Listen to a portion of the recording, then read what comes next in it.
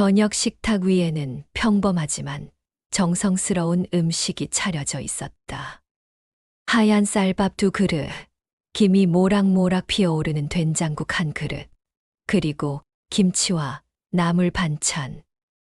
임신한 몸으로 장을 보고 무거운 장바구니를 들고 들어올 때 허리가 끊어질 듯 아팠지만 그마저 참았다. 뱃속의 아이가 엄마가 차려준 밥을 처음으로 함께 먹는 자리라는 생각에 오늘은 꼭 따뜻한 밥을 준비하고 싶었다.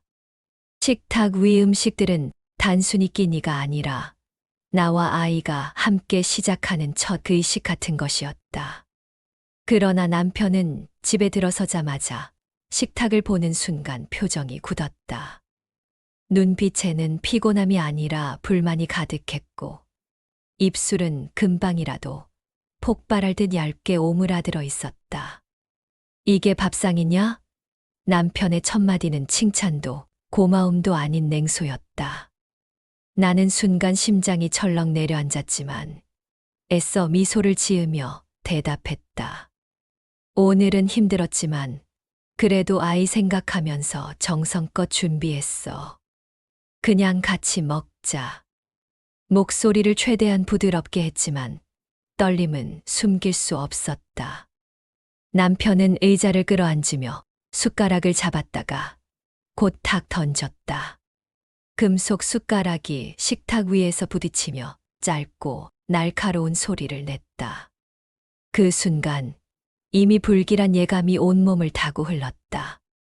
남편의 2 손이 식탁 모서리를 움켜쥐는 순간 나는 반사적으로 배를 감싸 안았다. 눈앞에서 식탁이 서서히 기울기 시작했다. 45도쯤 꺾였을 때 밥 2그릇이 동시에 기울며 하얀 쌀밥이 가장자리에서 무너져 내렸다. 김이 피어오르던 된장국은 그릇째 들어올려지며 허공에서 뒤집혔다. 갈색 국물이 공중에 곡선을 그리며 흩뿌려졌고 김치 접시는 붉은 양념을 흩날리며 회전했다. 나물 반찬은 초록 잎이 흩어져 허공을 잠시 맴돌았다. 시간은 느리게 흘러갔다. 나는 그 모든 장면을 마치 슬로 모션처럼 똑똑히 바라보았다. 밥알이 하나둘씩 공중에서 반짝이다 바닥으로 흩어지고 국물이 흘러내리며 바닥에 얼룩을 남기는 모습이 유리처럼 깨진 내 마음과 겹쳐졌다. 남편의 얼굴은 분노조차 없는 오히려 지독한 냉소로 굳어 있었다.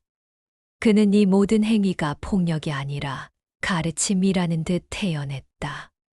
식탁이 바닥에 쿵 부딪히며 넘어졌고 그릇들은 산산이 깨졌다. 그리고 남편의 목소리가 내 귀를 찢었다. 배에 애 하나 넣었다고 내가 뭐라도 된 줄 알아? 너도 애도 다 짐일 뿐이야. 그 말은 흩날린 밥알보다도 더 무겁게 내 심장을 찔렀다. 숨이 막혀왔고 목구멍이 조여 눈물이 쏟아질 것 같았다. 하지만 울 수조차 없었다. 울면 그는 더 크게 비웃을 것이고 내 눈물은 그의 승리로 기록될 것 같았다. 남편의 표정은 마치 내가 아무것도 할 수 없다는 선언 같았다.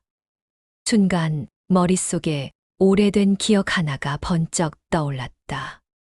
연애하던 시절 겨울밤 추위를 피해 작은 국밥집에 들어갔을 때 남편은 내 장갑 벗겨진 손을 꼭 잡아주었다. 그 따뜻한 손길에 나는 사랑을 믿었고 그의 말이라면 무엇이든 따르려 했다. 그러나 지금 눈앞의 남자는 그때의 남자가 아니었다. 눈빛은 차갑고 입술은 독을 머금은 듯했다. 사랑은 이미 사라졌고 남은 건 모욕과 잔혹뿐이었다. 나는 무너진 밥상 옆에서 배를 감싼 채 숨을 몰아쉬었다. 뱃속에서 작은 심장이 두근거리는 게 느껴졌다. 아이는 아직 세상의 잔인함을 알지 못한다. 하지만 나는 알아버렸다. 그리고 직감했다. 지금 이 순간 주저앉으면 아이의 삶도 함께 짓밟힌다는 것을. 눈물 대신 결심이 차올랐다. 나는 속으로 되뇌었다. 그래. 밥상은 내가 엎었지. 하지만 내 삶은 내가 다시 세운다. 그리고 내 인생은 내가 무너뜨릴 거다. 엎어진 밥상은 하루 만의 사건이 아니었다. 그것은 곧 이어질 파괴의 신호탄이었다. 남편은 식탁을 엎은 날 이후로 단 한 번도 나를 아내로 대하지 않았다. 집 안의 공기는 금세 얼어붙었다. 아침에 눈을 뜨면 그는 이미 없었고 밤이 되어도 돌아오지 않았다. 돌아온 날엔 술 냄새와 함께 날카로운 말만 쏟아졌다. 내가 있어 봐야 집안이 더러워질 뿐이야. 그 말 뒤엔 항상 한숨, 그리고 문이 쾅 닫히는 소리가 따라왔다. 처음에는 단순한 분노라 생각했다. 임신으로 인해 내가 예민해져 괜히 상황을 과장하는 건 아닐까 스스로를 탓하기도 했다. 하지만 그 착각은 오래 가지 않았다. 몇 주 지나지 않아 남편은 대놓고 이 집은 자신의 것이라며 나와 아이는 그저 머물고 있는 존재라고 선언했다. 집에서 나가. 내가 있을 자리는 없어. 그의 차가운 말과 함께 내 방 문 앞에는 이미 여행 가방이 놓여 있었다. 옷가지가 허겁지겁 던져져 있었고 속옷과 아이의 작은 옷감은 구겨진 채였다. 나는 무릎이 풀려 그 앞에 주저앉았지만 그가 나를 바라보는 눈빛은 얼음처럼 차가웠다. 당신 진심이야? 나 지금 임신 중이야. 떨리는 목소리로 물었지만 돌아온 건 냉소였다. 그래서 뭐, 애를 핑계로 내가 평생 너한테 끌려다닐 것 같아. 그의 말은 철문처럼 무겁게 닫혔다. 그날 밤 나는 집에서 쫓겨났다. 계단을 내려올 때 손에는 작은 보따리 하나뿐이었다. 뱃속에서 아이가 요동치는 게 느껴졌지만 나는 울지 않았다. 울면 발걸음이 멈출 것 같았기 때문이다. 집에서 쫓겨난 뒤 곧바로 생활은 붕괴했다. 남편은 나의 계좌를 차단했다. 통장에 들어오는 생활비는 더 이상 없었고 내 이름으로 된 카드도 정지되었다. 며칠 동안은 남은 현금으로 끼니를 때웠지만 금세 바닥났다. 값싼 삼각김밥으로 하루를 버티며 아이에게 미안하다고 속삭였다. 한때 나를 사랑한다고 말하던 사람이 이제는 나와 아이를 굶기려 하고 있다는 사실이 믿기지 않았다. 친정에 도움을 청해보았다. 그러나 친정어머니는 한숨을 내쉬며 말했다. 너도 참 남편 기 살려줘야지. 애도 있는데 집에 들어가서 다시 잘해봐. 그 말은 날카로운 칼날 같았다. 내 편일 거라 믿었던 피부치조차 상황을 보려 하지 않았다. 나는 친정문 앞에서 눈물이 터져 나올 뻔했지만 꾹 삼키고 돌아섰다. 몸은 점점 무거워지고 병원 진료도 받기 어려웠다. 진료비를 낼 수 없었기 때문이다. 산부인과 접수창구에서 카드를 내밀었다가 잔액 부족이라는 말과 함께 돌려받던 순간 나는 가장 깊은 절망을 느꼈다. 대기실 의자에 앉아 손으로 배를 쓸며 괜찮아. 엄마가 널 지켜낼 거야 라고 속삭였지만 내 목소리는 공허했다. 그러나 절망 속에서도 한 줄기 깨달음이 스쳤다. 남편은 나를 집에서 내쫓고 생활비를 끊고 사회적으로 고립시키려 했지만 그 행위 하나하나가 오히려 증거라는 사실이었다. 증거란 단지 서류나 영상만이 아니었다. 그가 행한 모든 말과 행동, 내가 겪은 고통은 언젠가 그를 무너뜨릴 무기가 될 수 있었다. 나는 처참히 망가진 하루 속에서도 스스로에게 다짐했다. 내가 지금 무너진 건 사실이야. 하지만 여기서 끝나지 않아. 언젠가 이 수모를 증거로 바꿔서 그 사람을 내 앞에 무릎 꿇리게 할 거야. 그 다짐은 작고 희미했지만 내 안에서 아이의 심장 소리와 함께 커져갔다. 생활은 붕괴했지만 복수의 씨앗이 뿌려진 순간이기도 했다. 좁은 고시원 방은 숨이 막힐 만큼 답답했다. 창문은 반쯤만 열리고 그 틈으로 들어온 바람은 겨울 냄새와 먼지를 실어왔다. 방 안은 눅눅한 곰팡이 냄새가 배어 있었고 옆방에서 라면 끓는 소리와 텔레비전 음성이 그대로 들려왔다. 나는 배를 움켜쥔 채 침대 위에 앉아 있었다. 침대라기보다 철제 프레임 위에 얇은 매트리스가 덮인 좁은 공간, 옆으로 몸을 돌리면 벽에 부딪힐 정도였다. 그곳에서 나는 아이와 함께 버텼다. 아이는 뱃속에서 조용히 자라고 있었지만 나는 점점 말라갔다. 생활비가 끊기고 계좌는 막혔다. 밥을 제대로 먹은 지 며칠째인지도 알 수 없었다. 간신히 편의점에서 삼각김밥 하나를 사 먹고 물로 배를 채우며 하루를 보냈다. 하지만 이렇게 살아선 아이를 지킬 수 없다는 걸 누구보다 내가 잘 알고 있었다. 그래서 나는 결심했다. 법의 힘을 빌려야 한다. 아무리 차갑게 대하더라도 최소한 법은 내 이야기를 들어줄 거라고 믿고 싶었다. 처음 찾아간 곳은 동네 변호사 사무실이었다. 문을 열자마자 코끝에 비릿한 커피 냄새가 스쳤다.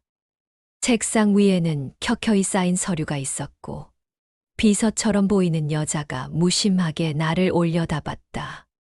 상담 예약은 하셨어요? 나는 떨리는 목소리로 상황을 설명했다.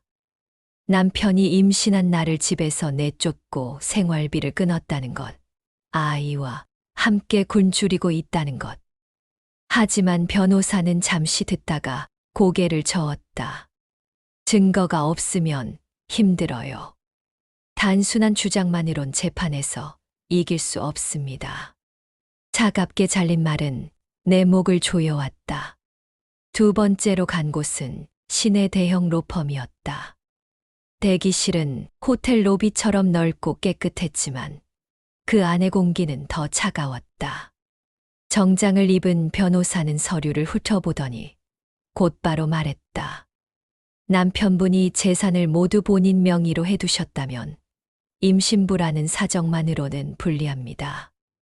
협상으로 해결하는 게 최선이죠. 협상이란 말은 나를 더욱 무력하게 만들었다. 내가 협상을 한다는 건 곧 굴복을 의미했다. 나는 포기하지 않고 무료 상담 센터도 찾았다. 낡은 건물 지하에서 열린 상담은 퀴퀴한 곰팡이, 냄새와 함께 시작됐다. 자원봉사 변호사는 친절했지만 그의 말 역시 같았다. 증거가 있어야 합니다. 폭언이나 폭행을 입증할 무언가요. 그 순간 나는 허공을 바라봤다. 증거라니 그동안 내 눈물과 수모는 아무 의미도 없는 걸까. 상담을 거듭할수록 나는 점점 더 깊은 수렁에 빠졌다. 집을 잃었고 생활비를 잃었고 이제는 법마저 나를 외면하는 것 같았다. 고시원 방에 돌아오면 허탈함에 잠이 오지 않았다. 옆방에서 들려오는 웃음소리와 음악은 내 절망을 더 선명하게 비췄다. 나는 배를 쓸며 아이에게 속삭였다. 엄마가 지켜줄게. 아무리 힘들어도 널 포기하지 않아. 하지만 내 목소리는 흔들렸고 아이는 대답 대신 조용히 움직였다. 그러던 어느 날 상담 대기실에서 또 다른 여자를 보았다. 그녀는 초라한 외투를 입고 있었고 팔뚝에는 시퍼런 멍이 선명했다. 손에는 낡은 휴대전화가 들려 있었는데 그녀는 작은 목소리로 속삭였다. 저는 녹음기를 썼어요. 밤마다 남편이 욕하고 때릴 때 다 담아놨어요. 아직 용기가 안 나서 제출하진 못했지만 그녀의 떨리는 목소리는 내 가슴을 두드렸다. 그 순간 나는 깨달았다. 증거는 멀리 있지 않다는 것을. 남편이 내게 퍼부었던 폭언과 모욕, 밥상을 엎으며 짐이라고 했던 그 잔인한 말들.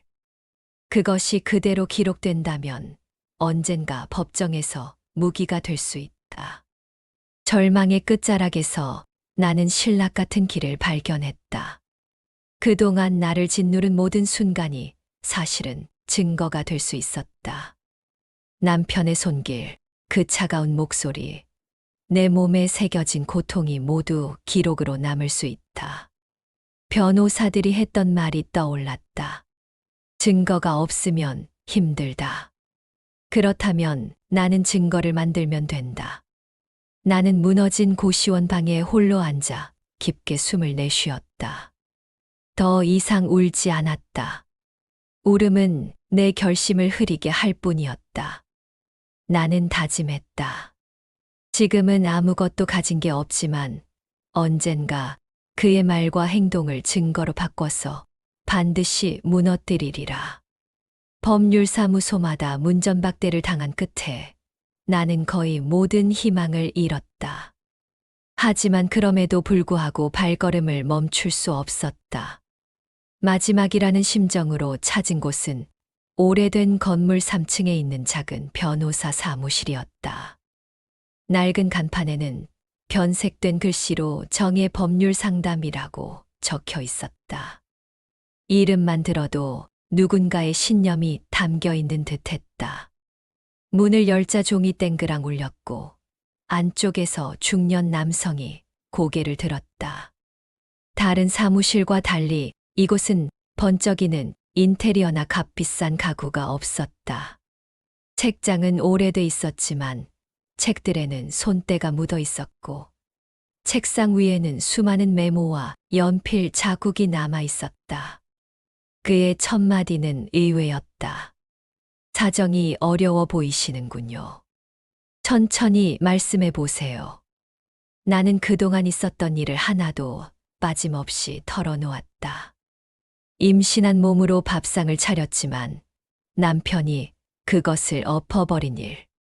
그 후 집에서 쫓겨나 생활비가 끊긴 일. 법률사무소를 전전하며 거절당했던 순간들. 이야기를 이어가는 동안 눈물이 차올랐지만 이번에는 울지 않았다. 울음이 아니라 기록으로 남겨야 한다는 결심이 있었기 때문이다. 그는 조용히 내 말을 듣더니 잠시 눈을 감고 생각에 잠겼다. 그리고는 낮고 단단한 목소리로 말했다. 남편의 행위가 도덕적으로 용납되지 않는 건 분명합니다. 하지만 법정에서 이기려면 감정만으로는 부족합니다. 증거가 필요해요. 그것도 연결된 사슬처럼 끊어지지 않고 이어지는 증거 말입니다. 나는 고개를 끄덕였다. 이미 깨달은 사실이었다. 하지만 그의 다음 말이 나를 멈춰 세웠다. 증거는 단지 CCTV나 서류만이 아닙니다. 당신이 겪은 상황을 객관적으로 보여줄 수 있는 모든 것이 증거가 될 수 있습니다. 병원 진료 기록, 문자 메시지, 녹음 파일, 심지어 주변인의 증언까지. 그 사슬을 우리가 함께 이어간다면 그는 무너질 겁니다. 그는 자신을 소개했다. 이름은 한재민, 20년 가까이 가정사건을 맡아온 변호사였다. 돈 많은 고객 대신 약자의 편을 들어주다가 여러 번 손해를 본 적도 있다고 했다. 하지만 그는 웃으며 말했다. 손해는 봐도 원칙은 잃지 않았습니다. 그 순간 나는 이상하게도 안심이 되었다. 우리는 곧장 전략을 세우기 시작했다. 첫 번째는 생활비가 끊긴 정황을 입증하는 것이었다. 은행 계좌 내역, 카드 사용 정지 내역, 병원에서 결제 거절당한 기록을 모두 모아야 했다. 두 번째는 남편의 폭언을 직접 담아내는 것. 나는 작은 녹음기를 마련해 배낭 속에 넣기로 했다. 밥상을 엎을 때 남편이 했던 말처럼 그가 다시 한 번 독을 품은 말을 내뱉을 때 놓치지 않고 기록할 것이다. 세 번째는 주변인의 증언이었다. 친정은 외면했지만 이웃 중에는 남편의 고성을 들은 사람이 분명 있을 터였다. 한 변호사는 말했다. 증거 사슬에는 빈틈이 없어야 합니다. 작은 고리 하나가 빠져도 상대는 거기서 파고듭니다. 우리는 철저해야 합니다. 그의 눈빛은 단호했다. 나는 그 눈빛에서 오랜 경험과 신념을 읽을 수 있었다. 사무실을 나서는 길, 마음은 여전히 무겁지만 발걸음은 조금 달라져 있었다. 나는 혼자가 아니었다. 누군가가 내 편에서 함께 싸워주고 있었다. 그 사실만으로도 지금까지의 절망이 조금은 견딜만해졌다. 밤이 되자 고시원 방에 앉아 작은 녹음기를 꺼내 보았다. 빨간 불빛이 깜빡이며 켜졌다. 나는 그것을 손에 쥔 채 뱃속의 아이에게 속삭였다. 우린 이제부터 지지 않을 거야. 내 아빠가 흘린 말 하나, 행동 하나 다 잡아낼 거야. 그 모든 게 우리 무기가 될 거야. 무너진 밥상 위에서 시작된 절망은 이제 증거라는 이름의 무기로 바뀌고 있었다. 나는 아직 초라하고 약했지만 그 작은 불빛은 내 앞길을 비추는 등불 같았다. 녹음기를 손에 넣은 날부터 나는 매 순간이 전쟁 같았다. 작은 기계 하나가 내 운명을 바꿀 수도 있다는 사실이 두려우면서도 희망을 줬다. 변호사 한재민은 말했다. 증거는 기회를 기다리지 않습니다. 스스로 만들어내야 합니다. 그 말이 내 귀에 남아 나는 일상 속에서 기회를 찾기 시작했다. 첫 번째 시도는 남편이 술집에서 동료들과 만나는 자리였다. 나는 몰래 그 근처에 갔다. 술집 창문 너머로 들리는 웃음소리와 술잔 부딪히는 소리가 쏟아져 나왔다. 남편의 목소리는 크고 거칠었다. 임신한 게 뭐 대단한 일이라고 난리야. 밥상 하나 제대로 못 차려서 엎어버린 게 뭐 어때서. 순간 심장이 요동쳤다. 나는 코트를 여며 입속에 작은 녹음기를 감췄다. 발걸음을 옮기며 그 목소리를 최대한 가까이 담아내려 애썼다. 사람들이 스쳐 지나갔고 술집 문이 열리며 소음이 쏟아졌다. 그 안에서 남편의 잔혹한 말들이 고스란히 녹음기에 들어갔다. 두 번째 시도는 집 앞에서였다. 나는 일부러 남편이 집에 들어가는 길목에서 기다렸다. 그가 나를 보자마자 얼굴을 찌푸렸다. 또 왔어. 내가 왜 여기 있어? 너랑 애는 내 집에 들어올 자격 없어. 그의 말은 차갑고 단호했다. 나는 일부러 아무 말도 하지 않았다. 대신 녹음기 빨간 불빛이 주머니 속에서 은밀히 깜빡이고 있었다. 말 한마디가 내겐 증거였기 때문이다. 남편은 한참을 쏘아붙이다 문을 쾅 닫고 들어갔다. 나는 그 소리마저 소중히 담겼을 거라 생각하며 숨을 고르지 못했다. 세 번째 시도는 더 위험했다. 남편이 시댁에 들른다는 소식을 듣고 나는 용기를 내어 그곳 근처에 갔다. 마당에서 들려오는 목소리 속에는 시어머니의 웃음도 섞여 있었다. 쓸모없는 년, 애나 낳고 가만히 있으라 해. 시어머니의 목소리는 비웃음으로 가득했다. 남편은 거기에 동조하며 말했다. 걱정 마. 다 정리할 거야. 집도 돈도 내 거지. 저 여자는 그냥 애 낳는 도구일 뿐이야. 나는 담장 너머에서 온몸이 떨렸지만 손 안에 녹음기를 꼭 쥐었다. 붉은 불빛이 희미하게 깜빡이며 그들의 잔혹한 대화가 하나하나 기록되고 있었다. 증거가 쌓여갈수록 나는 점점 변해갔다. 고시원 방에 돌아와 녹음 파일을 들을 때마다 가슴은 미어졌지만 동시에 희망이 피어났다. 변호사에게 파일을 전해주면 그는 차분히 검토하며 말했다. 좋습니다. 이건 남편의 습관적 폭언을 입증할 수 있습니다. 그리고 시댁의 공모 정황까지 담겼군요. 그의 목소리에는 신중한 확신이 담겨 있었다. 나는 CCTV 확보에도 나섰다. 밥상이 엎어진 그날, 집 근처 상가 CCTV가 있었다는 사실을 떠올렸다. 며칠 동안 상가를 돌며 부탁을 한 끝에 나는 결국 영상 파일을 구했다. 흐릿했지만 분명 남편이 식탁을 잡아엎는 모습이 담겨 있었다. 접시가 허공으로 날아가고 내가 배를 감싸며 뒤로 물러서는 장면까지 선명했다. 영상을 보자마자 온몸이 떨렸지만 이번에는 절망이 아니라 확신으로 떨렸다. 이 장면이야말로 모든 것을 뒤집을 열쇠였다. 증거 사슬은 조금씩 완성되고 있었다. 녹취 파일, CCTV 영상, 병원 진료, 기록, 생활비가 끊긴 계좌 내역까지.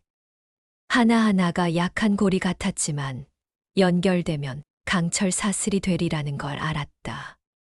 나는 밤마다 아이에게 속삭였다. 너는 혼자가 아니야. 엄마가 널 지켜낼 거야. 내 아빠가 한 말과 행동 모두가 우리를 지켜줄 무기가 될 거야. 녹음기의 빨간 불빛은 더 이상 두려움이 아니라 희망의 등불이었다. 나는 더 이상 숨어 우는 임신부가 아니었다.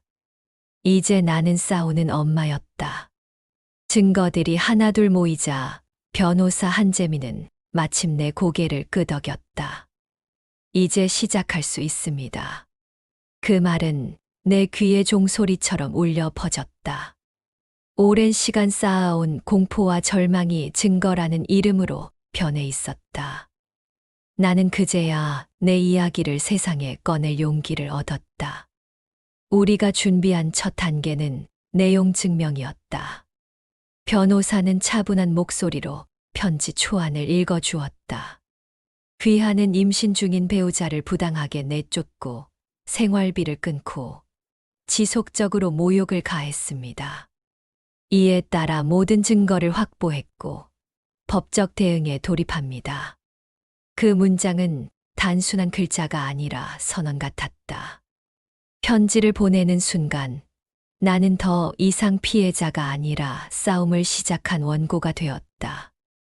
며칠 후 남편에게서 연락이 왔다. 그의 목소리는 분노와 조롱으로 가득 차 있었다. 내가 감히 나한테 덤벼. 내가 뭘 할 수 있다고 생각해. 애 하나 지키지도 못하는 주제에. 하지만 이번에는 두렵지 않았다. 그 말 한마디 한마디가 내겐 또 하나의 증거일 뿐이었다. 나는 짧게 대답했다. 법정에서 보자. 남편은 순간 말을 잇지 못했고 곧 전화를 끊었다. 드디어 첫 공판 날이 다가왔다. 법정에 들어서는 순간 심장이 쿵쿵 울려 퍼졌다. 방청석에는 몇몇 사람들이 앉아 있었고 판사와 서기관이 자리를 지키고 있었다. 남편은 여전히 당당한 얼굴로 들어왔다. 비싼 양복을 차려입고 비웃음을 띤 눈빛으로 나를 내려다봤다. 그는 마치 이 자리가 연극 무대라도 되는 듯 여유로웠다. 그러나 나는 알고 있었다. 그 여유가 오래 가지 않으리라는 것을. 재판이 시작되자 변호사는 준비한 자료를 차분히 제출했다. 은행 계좌 내역, 병원 진료, 기록, 생활비 차단 증거가 차례로 법정 서류 위에 놓였다. 남편은 코웃음을 쳤다. 그게 무슨 증거가 돼? 내가 내 돈을 내 마음대로 쓰는 게 죄라도 돼. 판사의 얼굴은 무표정했지만 나는 그의 눈빛에서 작은 미묘한 변화를 읽었다. 무언가가 조금씩 흔들리고 있었다. 그리고 드디어 녹취록이 공개됐다. 스피커에서 울려 퍼지는 남편의 목소리는 차갑고 잔혹했다. 밥상 하나 제대로 못 차려서 엎은 게 뭐 어때서? 너랑 애는 짐일 뿐이야. 방청석에서 작은 탄식이 흘러나왔다. 남편은 얼굴이 붉어지더니 억지로 웃음을 지었다. 그건 술김의 농담으로 한 소리야. 하지만 음성에는 농담이 아닌 멸시가 선명히 묻어 있었다. 그 순간 나는 남편을 똑바로 바라봤다. 두려움은 사라지고 오히려 서늘한 힘이 내 안에서 차올랐다. 이 자리는 나를 짓밟는 공간이 아니라 진실을 드러내는 무대였다. 남편의 발언 하나하나가 나를 무너뜨리는 게 아니라 그를 파멸로 몰아넣고 있었다. 공판이 끝나갈 무렵 변호사는 판사에게 마지막으로 말했다. 이 사건은 단순한 부부 갈등이 아닙니다. 임신한 배우자를 집에서 내쫓고 굶주리게 만든 행위, 그리고 반복된 모욕은 명백한 폭력입니다. 저희는 이 증거 사슬이 그 진실을 입증한다고 확신합니다. 그의 목소리는 단호했고 법정 안은 잠시 정적에 잠겼다.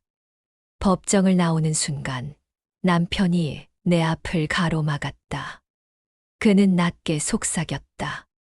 내가 이겼다고 생각하지 마. 아직 시작도 안 했어. 그러나 나는 담담하게 대답했다. 맞아. 이제 시작이야. 그 순간 그의 표정은 흔들렸다. 나는 법정을 나서며 가슴 속에서 확실한 것을 느꼈다. 증거는 이제 내 편에 있었다. 그리고 이 싸움은 절대 물러서지 않을 것이다. 두 번째 공판 날, 법정 안의 공기는 전보다 훨씬 무거웠다. 방청석은 호기심에 모인 사람들로 가득했고, 기자 몇 명도 모습을 드러냈다. 모두가 무언가 결정적인 장면을 기다리는 듯했다. 남편은 여전히 비싼 양복을 입고 당당한 표정으로 앉아 있었지만, 첫 공판에서 녹취록이 공개된 뒤부터 그의 눈빛에는 미묘한 흔들림이 있었다.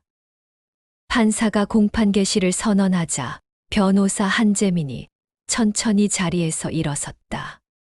그는 차분한 목소리로 말했다. 오늘 제출할 증거는 사건의 본질을 가장 명확히 드러낼 것입니다. 순간 내 심장은 요동쳤다. 우리가 준비한 결정적 증거, 바로 밥상을 엎던 그날의 CCTV 영상이었다.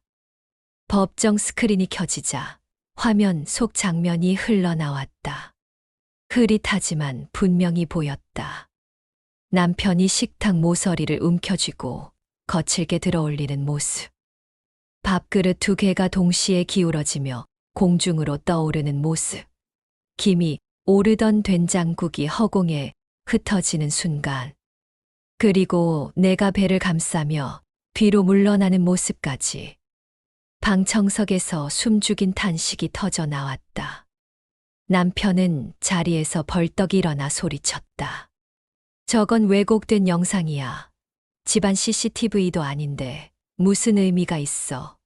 하지만 판사는 곧바로 제지했다. 피고인은 자리에 앉으십시오. 화면은 이어졌다. 그의 입에서 쏟아지는 모욕적인 말까지 선명히 녹음되어 있었다. 너도, 애도 다 짐일 뿐이야. 그 잔혹한 문장은 법정 전체를 얼어붙게 만들었다. 나는 손에 꼭 쥐고 있던 서류를 바라보았다. 출생신고 준비 서류, 그 위에는 아직 세상에 나오지 않은 아이의 이름이 적혀 있었다. 변호사의 시선이 내게 닿았다. 나는 조심스레 자리에서 일어나 그 서류를 판사에게 제출했다. 목소리가 떨렸지만 또렷하게 말했다. 이 아이는 태어나기도 전에 아버지에게 짐이라 불렸습니다. 하지만 저는 이 아이를 끝까지 지켜낼 것입니다. 법정 안은 정적에 휩싸였다. 남편은 당황한 듯 웃으며 손사래를 쳤다. 저 여자가 쇼를 하는 겁니다. 감정에 호소하려는 그러나 판사가 단호히 끊었다. 피고인, 자제하십시오. 지금까지 제출된 증거만으로도 폭언과 부당한 행위는 충분히 입증됩니다. 남편의 얼굴은 점점 창백해졌다. 방청석의 시선은 이제 그에게 향한 비난으로 가득했다. 그는 더 이상 웃을 수 없었다. 비웃음으로 가득했던 눈빛은 흔들리고 이마에는 땀이 맺혔다. 마치 모든 것이 무너져 내리는 듯한 표정이었다. 마지막으로 변호사가 정리 발언을 했다. 이 사건은 단순한 부부 다툼이 아닙니다. 임신한 아내를 굶기고 모욕하며 생명을 위협한 사건입니다. 피고인은 사랑과 책임을 져야 할 자리에 있었지만 오히려 폭력과 멸시를 선택했습니다. 이제 법이 응답해야 할 차례입니다. 나는 그 말을 들으며 눈을 감았다. 이제 끝이 보였다. 내가 겪은 고통, 내가 흘린 눈물, 내가 모은 증거들이 하나의 강철 사슬이 되어 그를 올가매고 있었다. 남편은 마지막으로 발악하듯 소리쳤다. 이건 다 꾸며낸 거야. 나는 잘못한 게 없어. 하지만 아무도 그의 말을 믿지 않았다. 그의 목소리는 법정의 공기를 흔들지 못했고 오히려 초라하게 메아리칠 뿐이었다. 그날 법정에서 나는 처음으로 진정한 해방감을 느꼈다. 그는 더 이상 나를 지배하지 못했다. 오히려 스스로 무너지고 있었다. 판사의 판결이 내려지던 순간 법정은 숨죽인 정적에 휩싸였다. 피고인은 배우자에 대한 부당한 행위와 반복된 폭언, 생활비 차단, 그리고 임신 중인 피해자에 대한 심각한 모욕을 저질렀음이 명백히 입증되었습니다. 이에 따라 위자료와 재산 분할을 포함한 법적 책임을 지도록 명합니다. 짧고 단호한 목소리였지만 내겐 천둥처럼 울려 퍼졌다. 남편은 얼굴이 새하얗게 질려 고개를 떨구었다. 방청석에서 사람들의 눈빛은 차가운 비난으로 가득했다. 한때 당당하게 웃으며 나를 짐 취급하던 그 얼굴은 이제 비참하게 구겨져 있었다. 그는 사회적 체면을 잃었고 가정적 권위도 무너졌다. 결국 무릎을 꿇은 것은 내가 아니라 그였다. 법정을 나서는 발걸음은 여전히 무거웠다. 하지만 무거움의 성질은 달라져 있었다. 이제는 공포가 아니라 끝까지 싸워낸 자의 피로와 안도였다. 변호사 한재민이 내 곁에서 조용히 말했다. 고생하셨습니다. 이 싸움은 이제 끝났습니다. 나는 그에게 깊이 고개를 숙였다. 그의 도움 없이는 여기까지 올 수 없었다. 며칠 후 나는 무너졌던 집 앞을 다시 찾았다. 한때 나를 내쫓던 그 문 앞에서 나는 더 이상 떨지 않았다. 문틈 사이로 들리던 욕설도 문을 쾅 닫던 소리도 이제는 과거의 메아리일 뿐이었다. 집은 더 이상 내 공간이 아니었지만 그것이 문제되지 않았다. 중요한 것은 내가 더 이상 쫓겨나는 존재가 아니라는 사실이었다. 시간이 흘러 아이가 태어났다. 작은 손이 내 손가락을 움켜쥐던 순간 나는 모든 고통이 보상받는 듯한 눈물을 흘렸다. 아이의 울음소리는 내게 새로운 시작을 알리는 종소리였다. 나는 아이의 이름을 서류 위에 또박또박 적으며 다짐했다. 이 아이가 나의 희망이자 내가 살아남은 이유라는 것을. 그 후 나는 아이의 이름을 딴 작은 제단을 세웠다. 임신 중 폭력과 학대를 겪는 여성들을 돕기 위한 곳이었다. 처음에는 작은 상담실 하나로 시작했지만 점점 뜻을 함께하는 사람들이 모여들었다. 병원 진료를 지원하고 법률 상담을 제공하며 고시원에 몸을 의탁하던 임신부들에게 따뜻한 방을 내주었다. 나는 재단의 현판식에서 마이크를 잡았다. 저는 한때 밥상 하나마저 지켜내지 못했던 사람이었습니다. 하지만 오늘 저는 아이와 함께 새로운 밥상을 차리려 합니다. 이 밥상은 절망에 내몰린 모든 이들과 나눌 자리입니다.